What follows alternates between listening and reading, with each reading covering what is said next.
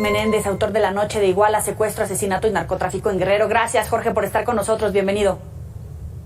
Eli, es un placer estar con ustedes, como siempre, estar contigo. A 8 años, entre tu información, tus investigaciones, la información oficial del último reporte entregado por Alejandro Encinas, ¿hay certezas en el caso?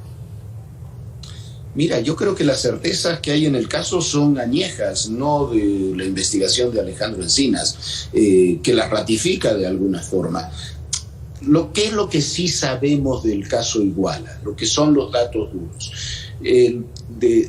Esa noche del 26 de septiembre, lo que teníamos era un enfrentamiento, originalmente un enfrentamiento entre...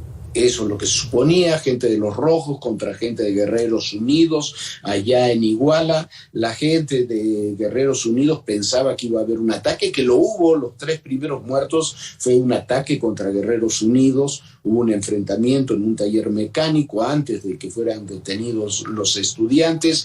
Y en ese contexto, según esto por órdenes del presidente municipal, la policía municipal de Iguala, junto con la de Cocula y la de Huitzuco, detiene primero a los estudiantes y una vez que los estudiantes están detenidos, horas después los entrega a sicarios de Guerreros Unidos, que los desaparecen y presuntamente los terminan matando. Sabemos también que 19 de esos estudiantes, entre 17 y 19, terminaron incinerados ahí en Cocula. De los demás no sabemos qué es lo que ocurrió. Esas son certezas, son temas que están confirmados en forma de investigaciones antes y después de la actual, están confirmados también con estudios periciales.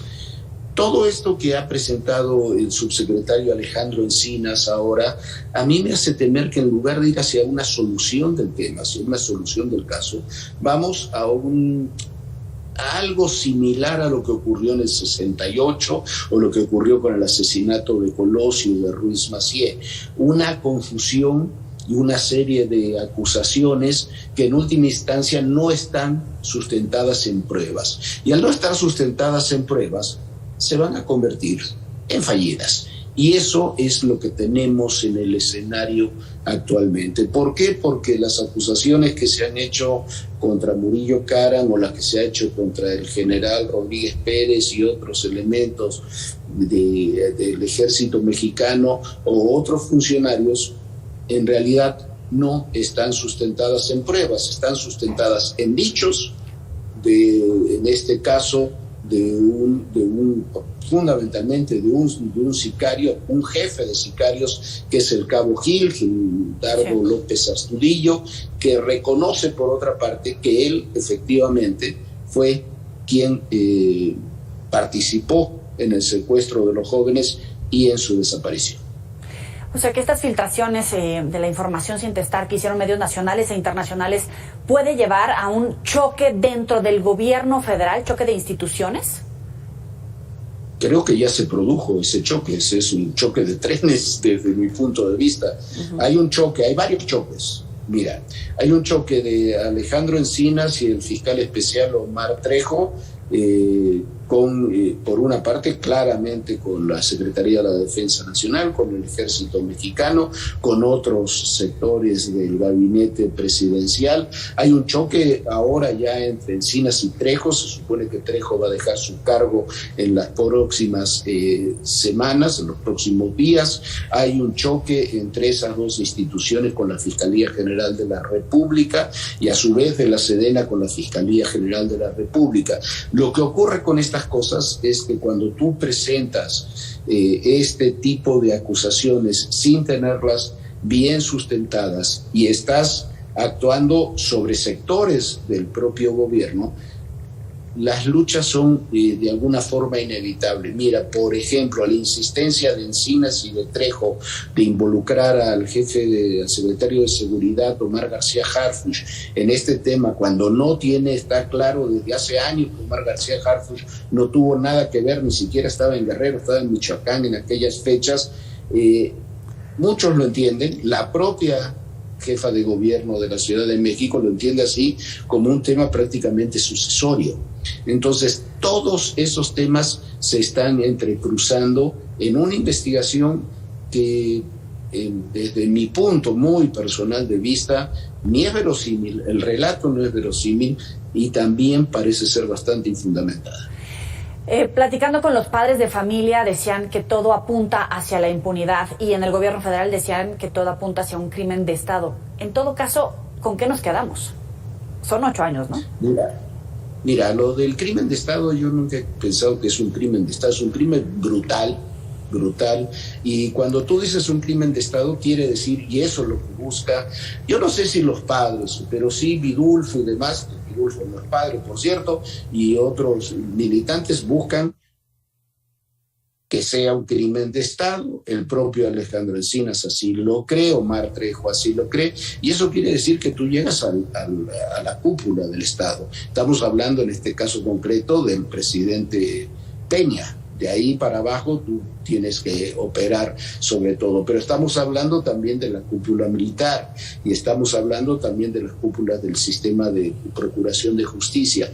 Lo que no han explicado nunca cuál podría ser el interés del presidente, del ejército mexicano, del sistema de justicia para cometer este crimen de Estado, que es muy similar a los que estuvieron ocurriendo en esa zona de Guerrero semanas antes y semanas después de que ocurrió el caso de Iguala. En esa zona de Guerrero hay centenares de personas desaparecidas por conflictos entre grupos de los Rojos y de Guerreros Unidos y ahora de los grupos que se han desmembrado a partir de esas dos organizaciones criminales.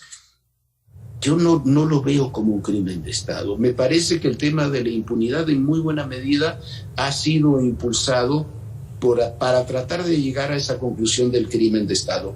Un ejemplo, Alejandro Encinas hablaba de los 120 personas liberadas, que a mí me parece una barbaridad que haya 120 personas liberadas, entre ellas los asesinos confesos de los jóvenes. ¿Qué es lo que sucede? Que entre esas 120 personas liberadas, la gran mayoría, como decía ahí un audio que tú pusiste de Arturo Saldívar, había un tribunal colegiado que había concluido que habían sido torturados. ¿Por qué ese tribunal colegiado concluye que fueron torturados? Porque se le pidió a la Fiscalía Especial, el señor Trejo, que les aplicara el protocolo de Estambul con un analista o con analistas independientes y no de la Procuraduría o ahora de la Fiscalía. Y la Fiscalía nunca encontró a los analistas independientes para aplicar el protocolo de Estambul. Como no se aplicó el protocolo de Estambul y se acabó el plazo que le había puesto, ese tribunal colegiado decidió dejarlos en libertad por faltas al debido proceso, que me parece una barbaridad lo que hicieron, pero bueno, ese es otro tema. Pero por eso quedaron en libertad. ¿Por qué? Porque lo que se quiere es llegar a la cúpula del Estado en un proceso donde no tienen pruebas.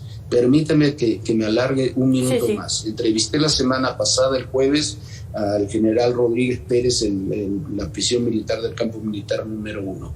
Y con él me hacía una síntesis que me parece que significa muy bien este caso. Me dice, a ver, yo tengo 44 años de servicio, tuve 44 años de servicio, llevo 4 años retirado, tengo un récord, una historia, un historial en el ejército impecable, nunca fui sancionado, no tengo ningún problema, operé en casi todos los estados del país, nunca fui sancionado, nunca tuve denuncias y termino preso yo por la declaración, que es lo único que hay, la declaración sin pruebas de un sicario al que el mismo ejército detuvo, que me acusa de matar a unos jóvenes que él reconoce que mató. Eso me parece que es una síntesis del tema que estamos, de este último capítulo de la investigación del caso Ayotzinapa, y en esa lógica va a terminar como ocurrió con el caso del Colosio, con el 68, con el caso Ruiz Massieu, en una historia de impunidad. A 8 años, ¿cómo está el narcotráfico, el crimen organizado en la zona de Guerrero y cómo ha cambiado, si es que ha cambiado el rostro en el país?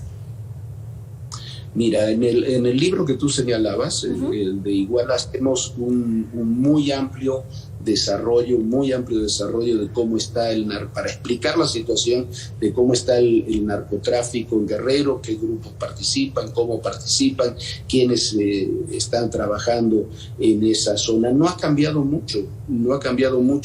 En Acapulco simplemente este fin de semana quemaron 10 comercios ahí en el centro de Acapulco por falta de pago de extorsiones. Están operando prácticamente los mismos grupos, algunos han cambiado de nombre, algunos han cambiado de filiación, pero siguen siendo los mismos grupos criminales que operaban. ¿Por qué? Porque en parte ni Guerreros Unidos ni Los Rojos han sido desmantelados después de todo lo que ha sucedido.